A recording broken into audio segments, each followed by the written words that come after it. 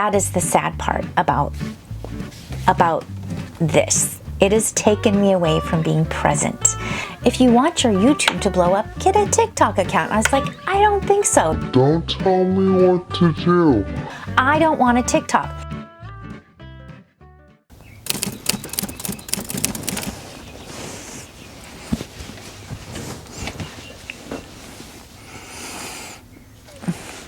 My head's still a little cut off. I hope there's enough light. Let's see. Does that help? Does that help a little bit? I think it does. I think it helps a little bit. All right. Hello and welcome to the Wild West. I am Tracy. I've been here every week for the last 10 months. And I want to thank all of my regular viewers that leave comments and that are so kind and so loving and so encouraging. That means so much to me. And before I get started, I want to just explain something. I've had this channel for 10 months. And before I decided to be a creator and quit that job of 31 years, I was a big time YouTube watcher. I love YouTube. I still love YouTube. I still love watching content. I still love YouTube. But prior to becoming a creator, I would not subscribe to channels and I wouldn't give a thumbs up and I would never comment. And the reason I didn't subscribe is because I thought, YouTube knows me, it knows what I like, it always brings up things I love on the homepage, and when I find a channel I like, it tends to keep coming up, and I didn't really know about the subscription thing too much, and it's free to subscribe, by the way. It doesn't even cost anything, so that's nice. And the commenting part for me was like, why would I comment on this person's video? Like, who am I to comment on their video? And they'll be like, who are you? And I just never thought commenting was a big deal. But for me, I will tell you, I love comments. I love when you leave comments because I love community and I love to speak back to people in the community. And it begins to build somewhat of a relationship. And I really have seen full proof of that as I've been doing this in these last 10 months. I have felt the community, especially of other creators who support me, who watch my channel. I watch their channel, and it just feels so good to be here. And then people who aren't subscribers who leave comments that are very encouraging and kind, or might have a question that I can answer, whatever it is. I would love it so much if you could comment, thumbs up, especially subscribe. I would love to meet that 444 goal. Thank you for considering that. Today is Earth Day, April 22nd. 2024. I can hear the birds chirping right now. It's a bit gloomy here and overcast. I don't know if you can tell, but it's definitely a gloomy day for April in Southern California where I live. But it's okay because I like a good gray day. It's a great day to walk. You don't get too hot and sweaty. And there's other good things about gray days. So I'm not upset it's a gray day. I'm okay with that. I wanted to share some big news with you. If you've been watching some of my content and some episodes just before this, you will notice that I'm always eagerly awaiting for the red poppies to open. I'm like, when are you gonna open? I mean, come on, my orange California poppies opened a long time ago. What's taking you so long? I planted the poppy seeds, both the California and the red poppies, in October of last year. And yes, that's when it's time to plant poppy seeds for this region. And so I've been patiently waiting and I've been watching them come up. And watch out, because red poppies look like weeds when they first start popping up. They're not weeds. They got some goodness coming up. So I was in the kitchen Sunday morning getting my coffee with probably my favorite mug. Who knows, but this is my favorite moon mug. And from the side of my eye, I saw some red and I was like, no. And I looked out and of course I'm dramatic. And I said, oh, the red poppy is popped, the red poppy is popped. And I went out and I was like, oh my gosh, the red poppy is popped. And I'm looking around, is there any more? Is there any more? No, just one red poppy. And you know what? the orange poppies were still sleeping. Did you know that poppies go to sleep at night? They close up, and then in the morning they wake up. It's so cool. However, the orange poppies weren't even awake yet, but this one single red poppy was just like standing so tall, flickering in the wind, and she's like, I am here. I am brave, and I opened up first, and I am here. And you know what? It's the next day, and she's still the only one. And I find that to be so brave and so amazing. And she inspired me to come inside this beautiful space that I love so much, Ivy Moon, and I decided to journal about her and to draw her picture to the best ability that I have. So I drew her picture in my journal, and I journaled about her and a few other things. And I had a lovely, lovely Sunday sitting inside this cozy coach, drinking coffee with my cat Ezekiel. I have 5 cats. He's one of the 5, but he especially loves to be inside Ivy Moon with me. I don't know where he is now. I think he's enjoying Earth Day probably, but he was sitting here just breathing. And it was so lovely, the extraordinary, ordinary things. And he would stretch. And I just really loved being inside of here with him. And the longer I sat in here, I have a prism that hangs from the window. The rainbows started to come in, and the shadows, and everything was just so beautiful. It was such a lovely Sunday. I really enjoyed myself. So today, though, on this Earth Day, I'm thinking, what could I do? For sure go on a walk. I've been really consistent with my walks. I'm almost at 50 days in a row walking. I've made my goal very doable. I started out saying I walk 1 mile a day, but the thing is, the more I've been walking, the quicker I've become without even trying.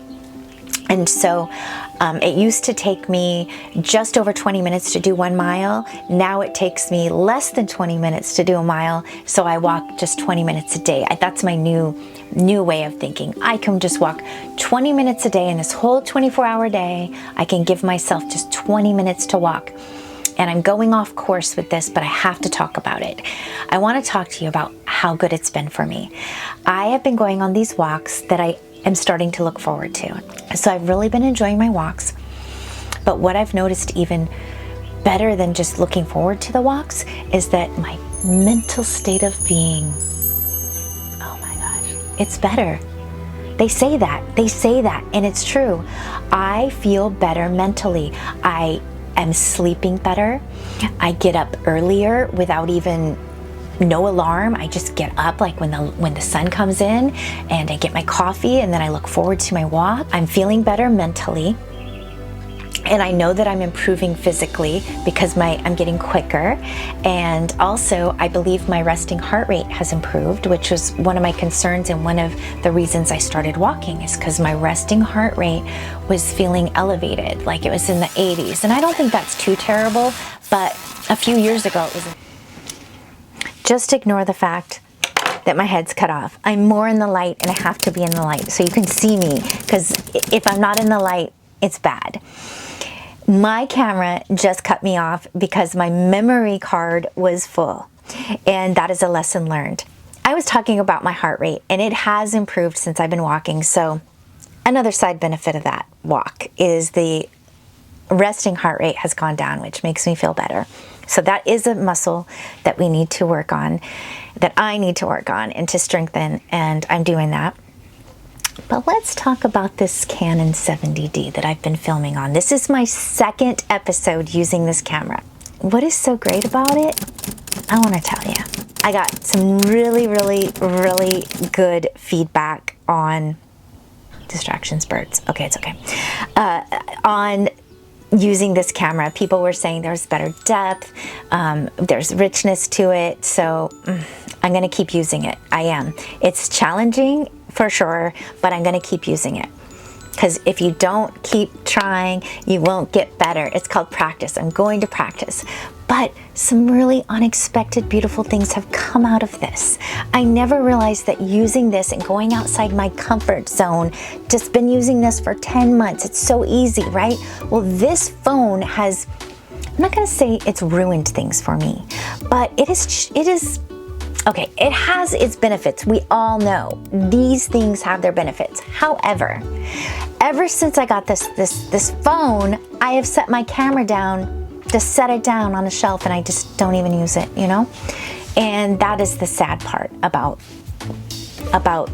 this. It has taken me away from being present, because I can take my cell phone and take a picture, say, of my poppies in the garden, which I did with the big camera this week, and I want to immediately upload it to Instagram to share with my friends, and it's just like an instant gratification and getting it up there. But with the camera, I don't have that ability.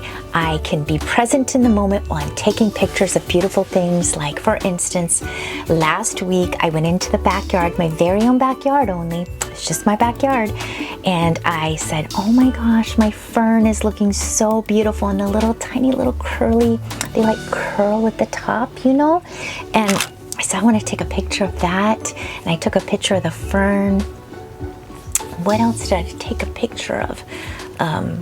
In my backyard. Oh, I meandered in Mimi and Papa's backyard, whom we live next door to, and they had these beautiful purple flowers and other flowers where the light was coming through, and just little things that I saw in their yard and in our yard that I just spent a moment with and just appreciated at them or it, whatever it was, for what it was. And then I have to go to my computer and I have to hook up a cord. I'm sure there is a Bluetooth mechanism, but I haven't figured it out. It's just high tech, you know, I'll figure it out. There's probably a YouTube on it. Anyway, but I plug in the cord and then I wait for them to come up to my computer, and then I go to my old Flickr. I used to be on Flickr. It's a photo sharing site, and I would pick my favorite photo of the day and I would post it, and I would say a little something about it or how it made me feel, and it just felt like going back in time, and it felt so good. So that is what this camera has done for me without even knowing that would happen. It's like an old familiar friend in my hand. I used to carry it wherever I went, even to the grocery store. And I know that sounds really silly, but yes, I would have my camera with me everywhere. And even as a teenager, I carried my camera with me wherever I went because I could hide behind it. I hid behind my camera because I'm shy, I'm an introvert, and I didn't have to really interact. I could just capture moments, and people loved that. They're like, oh, she's got her camera, just capturing moments. And it was film back then, and I would, itchy nose for, like, you know, it's like allergies. I would even use a dark room. I'd rent a dark room, and there was just so much like intention to it, and so much just being in it. And this has taken that away. It really has. Even TikTok. Oh my gosh, I'm going on a tangent. I've never had a TikTok account, and I refuse. People will say, if you want your YouTube to blow up, get a TikTok account. I was like, I don't think so. Don't tell me what to do. I don't want a TikTok. Because what I think it's done is shorten the attention span of people. They're like, I just want to watch something for 3 minutes because, you know, I can handle 3 minutes and then I can go on with my day. It's ruining people. It's ruining people, in my opinion. It's just my opinion. So I won't get on it. I don't care if my YouTube won't blow up because I'm not on TikTok. Just take your time.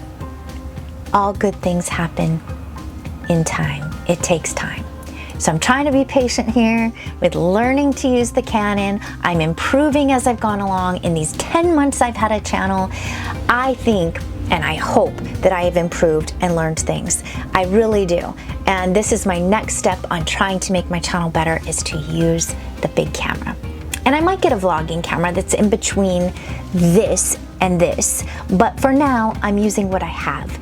And that's the funny part. I want to show you how my camera is set up right now in this moment, because I'm using what I have. It's probably not even level. It doesn't look level. It's on a stack of books with another little piece of a tripod piece sitting to elevate the lens, because you just do what you can to make it work. And I am sitting in front of a window, and I'm sitting closer so the light, you can see me, and I'm not way back here in the darkness. I'm in the light, because you got to see me in the light. And oh man, See, I don't have a script. I never know what I'm going to talk about. You know what I think I'm going to do? Enough talking about the camera. I have projects in mind I want to share with you, but I don't want to tell you about it yet. Who knows where this will evolve into? It's just an evolving thing. I'm a vlogger. I like to just, so just take your time and it will come. It will. I'm gonna go do yoga now with Adrienne, another YouTuber who's been on here for many, many years, who's quite successful. And I got an email from her, not that I know her personally, but she's got a mass emailing list, and she said, you know what? I have a great Earth Day yoga video and I've been wanting to do yoga. I've been putting it off. I don't do everything at once. I can't be like walking and doing yoga and all these things because that's how I burn out. It's just slowly layer the habits on the good habits.